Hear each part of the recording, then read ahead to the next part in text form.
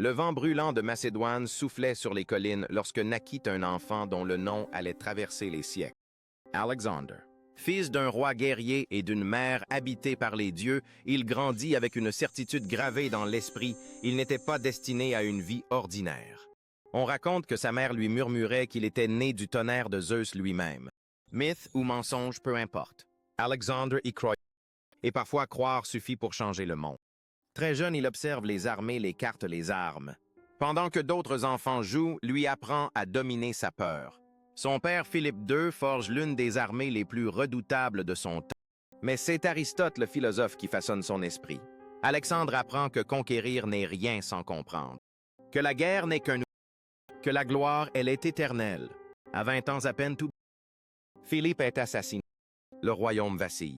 Les cités grecques se révoltent croyant l'héritier trop jeune, trop tendre. Elles se trompent. Alexandre frappe vite sans hésiter. Thèbes est rasée. Les rues se remplissent de cris de feu et... Le message est simple, brutal, définitif. Aucun défi ne restera impuni. Une fois la Grèce soumise, Alexandre tourne son regard vers l'Est. Là où s'étend l'Empire, Perse immense, riche, arrogant. Un empire qui se croit invincible. Face à lui, Darius III, roi des rois, maître de millions. Sur le papier, Alexandre n'a aucune chance. Mais l'histoire n'obéit pas aux chiffres. Elle obéit à la volonté. Les armées se rencontrent. Le sol tremble sous les pas des soldats. Les lances s'entrechoquent. La phalange macédonienne avance compacte, implacable. Alexandre charge en... Il ne commande pas depuis l'arrière.